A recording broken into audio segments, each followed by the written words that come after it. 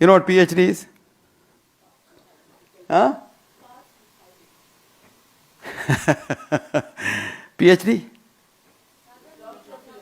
Doctor of Philosophy. Huh? Good. Yes. No. If you steal from one person, it's called plagiarism. When you steal from 100 people, it's called PhD. Did you get that? Yeah. That's the difference between the two. Plagiarism also, high level people do plagiarism. Doesn't matter. But if you... Today, in India, the situation is a little different. I don't know how many of you know. The UGC said even to become an assistant professor, you must have a PhD. So we have PhDs galore now. Very interesting. Every other person is a PhD. And it's very easy to get PhD because, even in America you can get PhD. If there are the institutions where you give $5,000, you'll get a PhD thesis written and you get a PhD. In India, it is still cheaper. You don't have to go that far. You get very cheap. There are people who write PhD thesis. You have to give them the subject. There are examiners who give you a pass. There are universities which connive with that. Can you believe that? All this happens because the greed at the end. It's again economics greed. If you get a PhD, you get a promotion. If you get a PhD, you get a higher pay. If you get a PhD, you're better. So it's better than the others. It's one-upmanship. So this is how the world runs. Remember that? How did medicine become a science?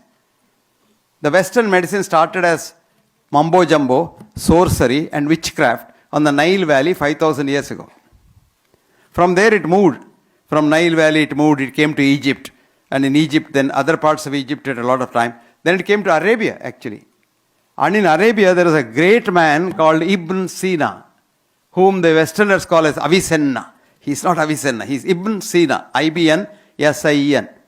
Ibn Sina did a lot of modifications for the Western medicine. And from here, it went to Greece. And by the time it reached Greece, Alexander the Great had invaded India and come back. He died in Persia.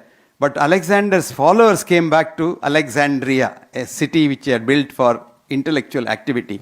And the big building he had built called Academia. So we say, I'm in academics. You ask the people, what is academics? They won't know. This academics means reading books and going to the library is called academy. No. Academia is the building where academics started. Where people come and have two kinds of things. A, symposium. They come and talk like this, agree to disagree, eat and dine and wine and go. Or seminar. Seminar comes from semen. So seminar is a discussion where new thoughts come out. Now, so new things born. Today we interchangeably use it in any way you like. But the original thing is symposium is totally different from seminar. Seminar is different from symposium. That is why academics, anybody who goes there is supposed to be an academic. Not because you go to the library and have a PhD.